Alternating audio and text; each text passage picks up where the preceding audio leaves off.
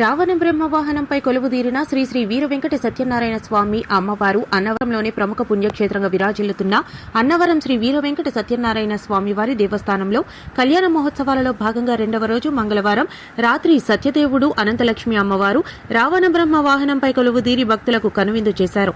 కొండ దిగువన ఉన్న తొలి పావంచాల వద్ద ఈ వాహన సేవ అత్యంత వైభవంగా ప్రారంభమైంది. దేవస్థానం కార్యనిర్వహణాధికారి నల్లం సూర్య చక్రధరరావు, ధర్మకర్తల మండలి చైర్మన్ ఐవి రోహిత్ శాస్త్రోక్తంగా కొబ్బరికాయ కొట్టి ఈ వేడుకను ప్రారంభించారు. వివిధ రకాల సుగంధ భరితమైన పుష్పాలతో రావణ బ్రహ్మ వాహనాన్ని సర్వాంగ సుందరంగా అలంకరించారు. రంగురంగుల విద్యుత్ దీపాల వెలుగుల్లో అన్నవర పురవీధులలో వీధుల్లో స్వామివారు విహరిస్తుంటే భక్తులు భక్తి పారవస్యంతో జయ జయ ధ్వానాలు చేశారు. మంగళ వాయిద్యాలు, వేద పండితుల మంత్రోచ్చరణల నడుమ సాగిన ఈ ఊరేగింపు ఆధ్యాత్మిక చైతన్యాన్ని నింపింది. వేలాదిగా తరలివచ్చిన భక్తులు స్వామి అమ్మవార్లను దర్శించుకుని ఆశీస్సులు పొంది పునీతులయ్యారు. కళ్యాణ మహోత్సవాల నేపథ్యంలో అన్నవర క్షేత్రం భక్తజన సందోహంతో కిటకిటలాడుతోంది.